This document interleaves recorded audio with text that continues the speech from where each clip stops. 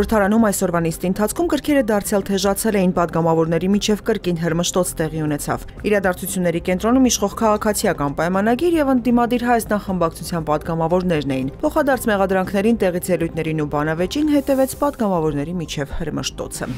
Պաշտպանության նախկին նախարար Սեյրան Օհանյանի որդու Արթուր Օհանյանի ու եւս մեկ անձի վերաբերյալ քրեական գործն ուղարկվել է դատարան։ Այն վերաբերում է 2020 թվականին Արցախում Լելեթեփե բարձունքը գրավելու օպերացիան ձախողելուն։ Ըստ դատախազության Արթուր Օհանյանի կողմից մարտական գործողությունների վարման կարգը ճիշտ չկատարելու, վատ ղեկավարման ու մի շարք այլ պատճառներով դրա հրամանատարությամբ գործող ստորաբաժանումները Ելման շրջան են հասել եւ դեպի խնդրի կատարման վայր շարժվել ինչպես նախանշված ժամի խախտմամբ, այնպես էլ ռազմական տեխնիկայի ու անձնակազմի անհամեմատ քիչ քանակությամբ, ձախողելով տրված մարտական առաջադրանքը։ Գործով անցնող անձինք մեղադրանքը չեն ընդունում։ Մերձավանի դպրոցում նախօրեին տեղի ունեցած իրադարձություններից հետո տնօրենի ժամանակավոր պաշտոնակատարն ազատվել է աշխատանքից, հայտնում է կրթության նախարարությունը։ Դպրոցի ղեկավարին նոր պաշտոնակատար է նշանակվել։ Մերձավանի միջնակարգ դպրոցում նախօրեին դասադուլ էր աշակերտները, մի շարք ծնողներ ու որոշ ուսուցիչներ բողոքում էին պատմության ուսուցչուհի Ռոզա Դավթյանից, նշելով, թե նա դաս չի անում, վիրավորում է բոլորին, ոչ ադեկվատ պահվածք է դրսևորում։ Ուսուցչուհին իր հերթին պնդում է,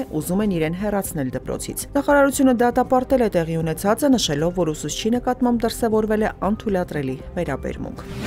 Մայիսի 11-ին ուժգին քամու ժամանակ տանիքից պոկված թիթեղի կտորի հարվածից տուժած կնոջ եւ վաղաժամ ծնված փոքրիկի վիճակն այս պահին կայուն է։ Հարվածից տուժած 23-ամյա Ռուզաննա Հարությունյանը պատմում է, այդ օրը ուժգին քամուց պաշտպանելու համար փորձել է իր երեխային բակից տուն բերել, սակայն տանիքից պոկված թիթեղը հարվածել է իրեն, ինչից հետո առնահոսություն է սկսվել։ Հղին անմիջապես տեղափոխվել է Էրեբունի բուժկենտրոն, բժշկի խոսքով հարվածի հետևանքով երեխայի քունքի շրջանում խորը պատրվածք է առաջացել։ ԱՄՆ նախագահի խորհրդական Սթիվ Ուիտկոֆը հայտարարել է, թե հավանաբար Աբրահամյան համաձայնագրերի ընդլայնումը տեղի կունենա մի քանի ամիսների, այլ ոչ թե տարիների ընթացքում։ Նա համաձայնագրերին միացող երկրների թվում նշել է նաև Հայաստանն ու Ադրբեջանը, ասելով, թե շատ մոտ են այդ երկրներում հակամարտությունների վերջնական կարգավորմանը, Ուիտկոֆը կարծիքի հայտնել, որ երկու երկրներն էլ կարող են պատրաստ լինել միանալ Աբրահամյան համաձայնագրերին։ Նշենք, որ դրանք երկկողմ համաձայնություններ են արաբա-իսրայելական հարաբերությունների կարգավորման վերաբերյալ, մինչ այժմ դրանք գրվել են Իսրայելի եւ Արաբական միությունների ու Բահրեյնի միջև։